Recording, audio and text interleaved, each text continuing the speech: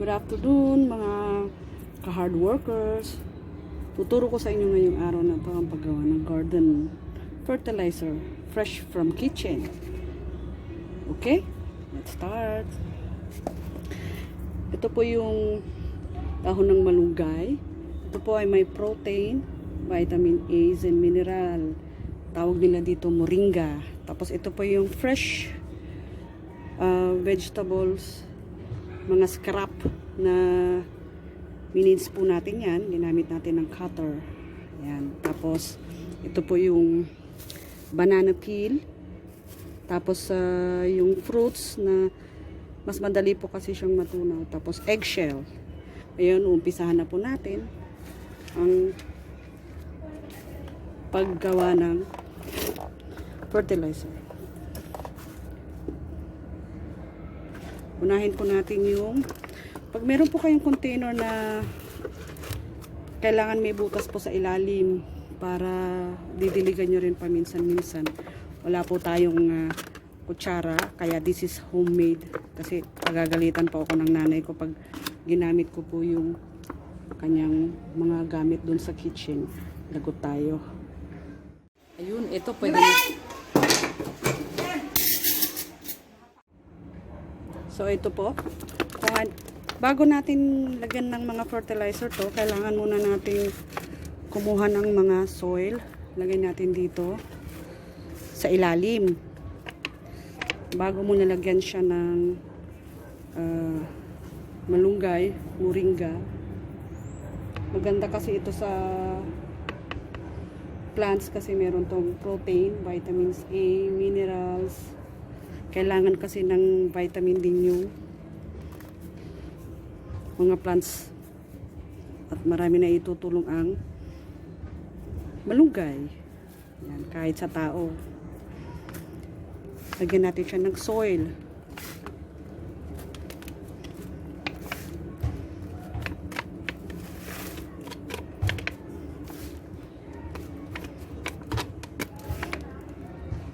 Tapos lagyan din na. Tapos saka natin siya lagyan ng eggshell. Ito po yung eggshell. Marami po sa kusina ito. Yan. Tapos saka natin siya lagyan uli ng soil. Mas madali po kasi siyang ma-dissolve pag soil. Tapos sa ingredients para hindi siya maghalo-halo. Ang eggshell po kasi yan, marami pong benefits yan sa halaman. Meron po siya kasing calcium carbonate. Nagpapataba po yan ng stalks ng halaman. Especially tomatoes pag yan ang ginagamit nyo. Tapos ito naman, yung mga unahin natin ito. Ito. Yan.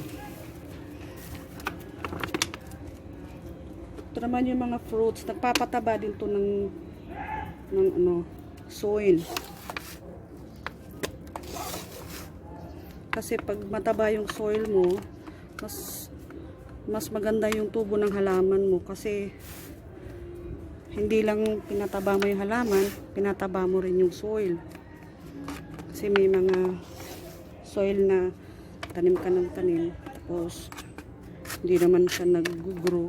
Sabihin, may problema po yung soil. Siguro masyadong gamit na yung soil. So kailangan mo rin siyang patamain. Yan. Tapos lastly, yung mga fruit scrap.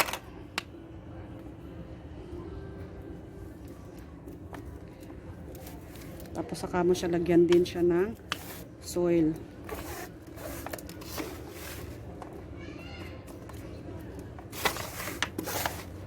Ligo tayo kay mother kasi nagkalat na tayo dito.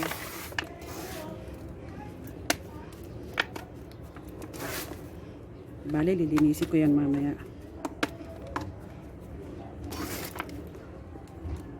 Yan. Yan na po yung ating garden fresh fertilizer. Maganda po kasi ang gagamitan lang po tayo sa kitchen kasi hindi na po tayo bibili ng soil sa ibang tindahan. Meron na tayong sarili. After 1 week, pwede na po natin itong separate. Kukuha po tayo ng mga 2 to 3 spoon at ilagay po natin sa mga plants. Ilalagay natin either fruit bearing trees or vegetables. Alagay po natin yan dito after 1 week. So after 1 week, pwede ka uli kayong gumawa ng ganitong fertilizer. Para every week, meron kayong ilalagay na fertilizer. Hindi na kayo bibili. Tipid na kayo. Ayan. Pwede po kayo gumawa nito mas malaki. Pag nakagawa na po kayo nito, ito po ang hinugas bigas. So kaya po tayo naglagay ng butas sa paso para lagi po natin itong didiligan. Kailangan kasi madalas wet po yung ating soil para mas madaling ma-decompose yung ano. Ewan ko ba bakit hinuhugasan yung bigas. Nandito sa hinugas bigas ang nutrients ng at vitamins ng bigas. Anyway, ayan, tapos na po tayo. Maghugas lang ako ng kamay. Tapos ito po yung ating panyo.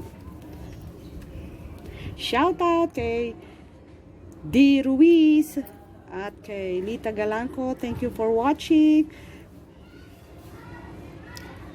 Sa mga friends ko dyan, like, subscribe para lagi kayong updated sa mga susunod nating vlog. Thank you and have a nice day. Keep safe.